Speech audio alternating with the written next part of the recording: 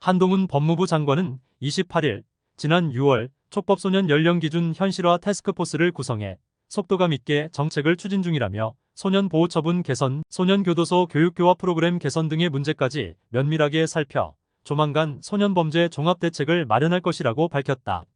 한 장관은 취임 100일을 즈음해 서울신문과 진행한 서면 인터뷰에서 법무부는 그동안 정치권 공방과 거기 연결된 검찰 이슈에 매몰된 경향이 있었다.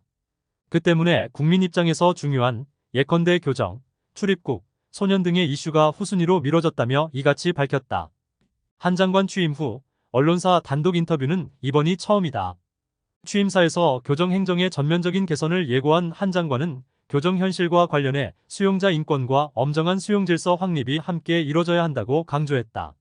한 장관은 수용자 인권은 놓쳐서는 안 될 디폴트 값이라면서도 이것만 강조하면 다른 수용자나 교정 공무원에 대한 폭행 등 질서 문란 행위를 소홀히 여겨 결국 전체 수용자 인권에 악영향을 준다고 진단했다. 그는 또 공권력 경시행위 등에는 엄정하게 대응할 필요가 있다고 했다.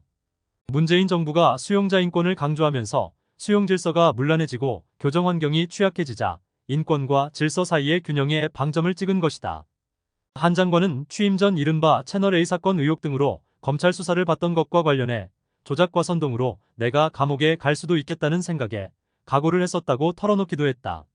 그러면서 재소자의 사적인 공격에서 국가가 나를 보호해줄 수 있을까 하는 생각이 들었다고 말했다.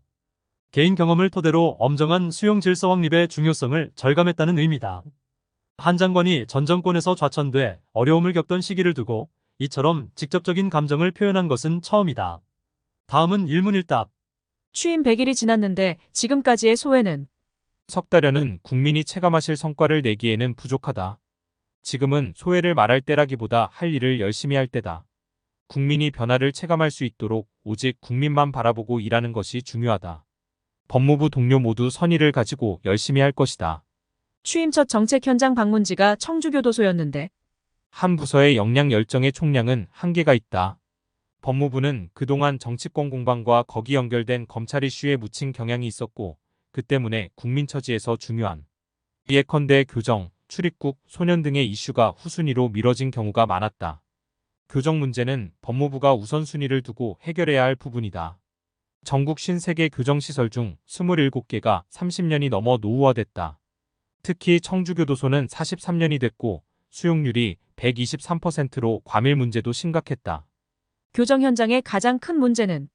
수용자 인권은 모두가 추구해야 할 중요한 가치이고 놓쳐서는 안 될 디폴트 값이다.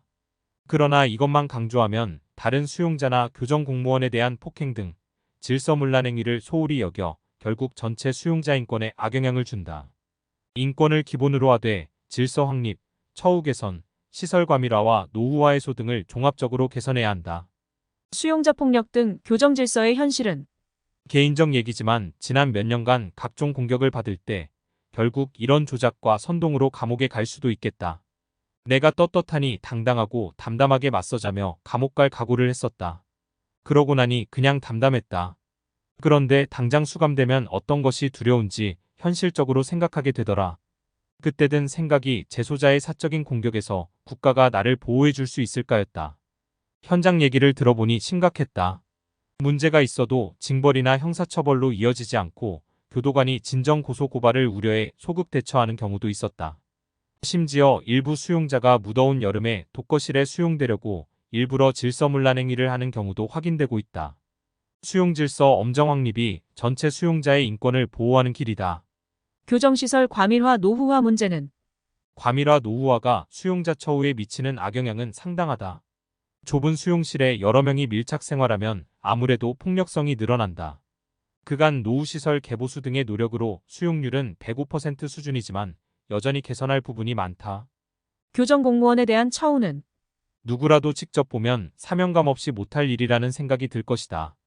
경찰과 달리 교정 공무원의 야간 교대 근무는 아직도 불완전한 사부제다. 휴무일이 8일에 한 번꼴이다. 개호 업무 수당은 2006년 이후 동결했고 야간 근무자 특수건강검진비도 경찰 소방에 비해 현저히 낮다. 교정은 자부심과 책임감을 가질 만한 국가의 중요한 임무다. 그들도 제복 입은 영웅이고 법무부는 그에 걸맞은 처우 개선에 노력할 것이다.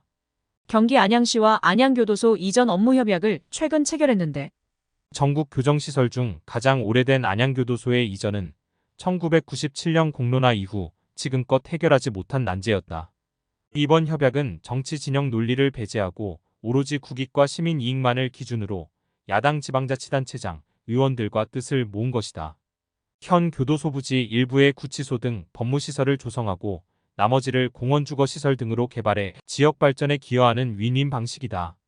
지난달 미국 출장 때 뉴욕 리커스섬 교도소에 방문했는데 반면교사로 삼아야 할 부분이 있었다.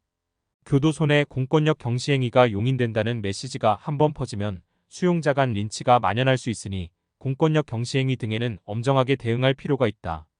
그런 상황을 직접 보기 위해 방문했고 가보니 정신이 번쩍 들었다. 사형수 때문에 교정 부담이 크다.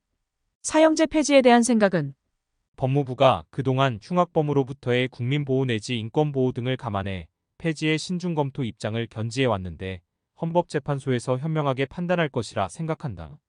가석방 없는 종신형 도입 여부는 국가형벌권의 근본과 관련됐다. 신중하게 검토할 문제다. 촉법소년 연령 하향에 대한 입장은 70여 년간 촉법소년 연령은 한 번도 바뀌지 않았다. 이번 기회에 깊이 고민해 답을 제시하려 한다. 지난 6월 촉법소년 연령 기준 현실화 태스크포스를 구성해 속도감 있게 정책을 추진 중이다. 이 연령 기준 현실화 문제뿐 아니라 소년 보호처분 개선, 소년교도소 교육 교화 프로그램 개선 등의 문제까지 면밀하게 살펴 조만간 소년범죄 종합대책을 마련할 계획이다.